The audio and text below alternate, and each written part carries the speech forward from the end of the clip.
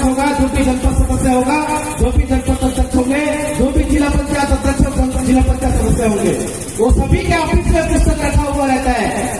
इसी पंचायती राज अधिनियम पुस्तक में सारे कानून के अधिकार की बात लिखा हुआ है, जिसको हमें कहीं जाकर मांगने की जरूरत नहीं है।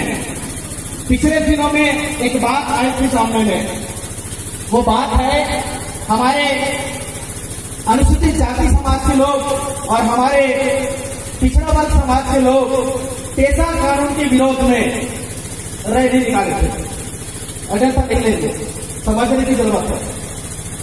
जितने भी हमारे तेली, कलान, लोहार, राउत, जतिपी, मरार, कुम्हार, जितने भी लोग हैं, वो सारे लोगों ने कोंडा गांव में और सारामा में एक रैली निकाला था। किसके विरोध में? पेशा कानून और 5वीं अनुसूची के विरोध में।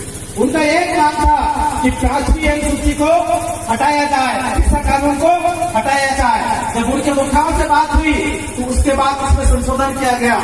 यह संशोधन किया गया कि 5वीं अनुसूची को 5वीं अनुसूची क्षेत्र में ओबीसी को शामिल किया जाए। पिछड़ा वर्ग को पेशा कानून क्षेत्र में और लागू हुआ है, जिसमें हमको सम्मिलित किया जाए। ये दो बातें थी। ये बड़ी अजीब लगता है जब इस बात को हम सुने तब। बात ऐसा हो गया कि मैं मेरी बाप से पूछ रहा हूं कि तू मुझे आप मेरे को अपने बेटा का दर्जा दो। एक ऐसा बात होगा, हंसने वाला बात नहीं होगा। मैं ही मेरे बाप को बोल रहा हूं कि बाप तू मुझे बेटा का दर्जा दो। एक ऐसा बात होगा, मतलब मेरे बाप से मैं बोल रहा हूं कि आप मुझे बेटा का दर्जा दो। भाई जिस दिन से आप उसके क्रिया से आप पैदा हो गए मां के कोख से, उसी दिन आप उस बाप के क्या हो गए? संतान हो गए, आप उसके वारिस हो गए। वैसा ही जिस दिन से बस्तर में, पूरे छत्तीसगढ़ में, भारत में जो अनुसूचित जाति और अन्य पिछड़ा वर्ग जो निवास रहता है, जिस दिन से वो पैदा हुआ है, ऑलरेडी वो 5वीं अनुसूची में जी रहा है। वो आगे भी पेशा कानून क्षेत्र में जी के खा रहा है। उसको अलग से सम्मिलित करने की जरूरत नहीं है। और सबसे बड़ी बात, एक बात और था उसमें, वो बात है कि पिछली बात था कि अभी पिछड़ा वर्ग समाज के संगठन सरकार से मांग कर रहे हैं कि हमको 27% आरक्षण दिया जाए। 27% आरक्षण की मांग पिछड़ा वर्ग समाज कर रही है। यहाँ बहुत सारे पिछड़ा वर्ग भाई बंधु लोग बैठे होंगे, समाधि धर्म भी बैठे हैं। मेरा एक आप लोगों से एक निवेदन है,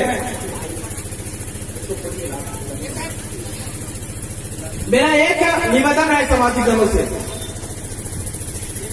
कि भारत देश के ऐसा कौन सा कानून है जिसमें त्रिस्तरीय पंचायत में अनुसूचित जाति और अन्य पिछड़ा वर्ग के भाइयों को रिजर्वेशन की बात की है। मैं आप सभी से कहना चाहूंगा, साउथ इंडिया में बैठे हैं, आप सभी लोग लोग बैठे हैं, भारत के संविधान की कोई भी किताब उठा के देख लो, ऐसा कौन सा कानून है जिसमें अनुसूचित क्षेत्र के 5वीं अनुसूचित क्षेत्र के त्रिस्तरीय पंचायत में उनको रिजर्वेशन का प्रावधान है, आरक्षण का प्रावधान। आप सबको पता होगा, बैरागपुर ब्लॉक में जनपद के जनपद उपाध्यक्ष कौन है?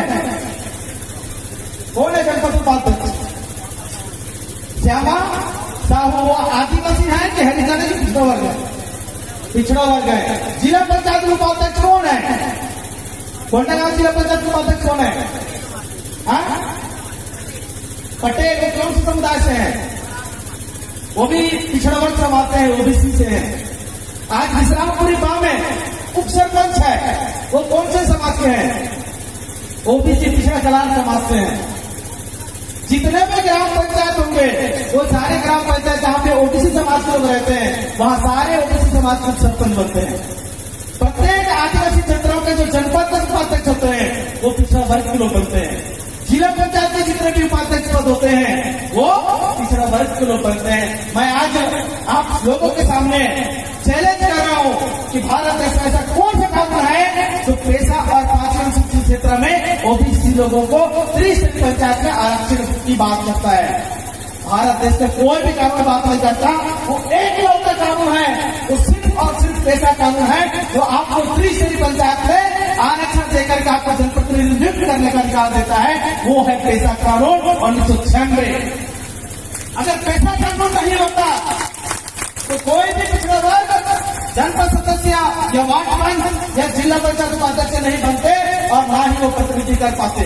यहाँ पे लिखा हुआ है आरक्षण की पन्ना पंचायती राज अधिनियम की धारा 129 नोट कर लीजिए। पंचायती राज अधिनियम की धारा 129 की का जिसमें है ग्राम सभा और आरक्षण, उसमें लिखा हुआ है 129 का की उपधारा 6 में 50% आरक्षण पंचायत में आदिवासी की होगी। उसके ऊपर 50 के ऊपर जितना भी 25% तक मतलब आपके 75% तक जो रिजर्वेशन होगा वो सिर्फ शेड्यूल कास्ट के लिए होगा, जनजाति के लिए होगा, सॉरी जाति समाज के लिए होगा, अनुसूचित जाति समाज के लिए। उसके बाद बचे हुए जितना भी होगा वो पूरे के पूरे पिछड़ा वर्ग के लिए होगा।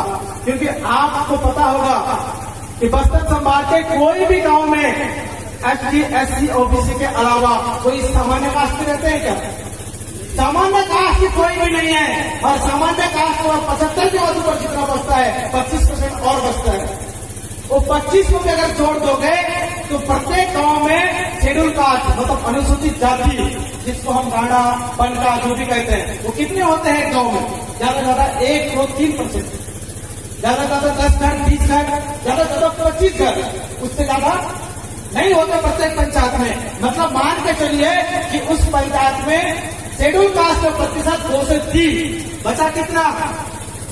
47%। 47% रिजर्वेशन किसको जाता है? पूरा के पूरा ओबीसी को जाता है। यहाँ पे लिखा हुआ है पैसा कानून की धारा 129 में। अब इसलिए मेरा कहना था कि हम किसको मांग रहे हैं, किससे मांग रहे हैं? भाई जब ऑलरेडी आपको 1996 से मिला हुआ है, जब ऑलरेडी आपको 1950 से मिला हुआ है तो किसी के सामने भीख मांगने की जरूरत नहीं है। आप लोग 36% मांग कर रहे हैं, पैसा कानून आपको 47% रिजर्वेशन पंचायत जनपद पंचायत जिला पंचायत में मिलता है। इसलिए मेरा कहना है कि आपको पैसा कानून पढ़ना चाहिए। पिछड़ा वर्ग को 5वीं अनुसूची पढ़ना चाहिए क्योंकि 5वीं अनुसूची में ही पैसा है, इसके बाहर नहीं है। और रही सवाल बात लास्ट में कि जल जंगल जमीन के हम मालिक हैं, ये सारे लोग नारा लगाते हैं। आप लोग लगाते हैं नारा? जल जंगल जमीन के मालिक है नारा लगाते हैं? अगर हाथ खड़े करके नारा लगाए, हाथ खड़े करके नारा लगाए।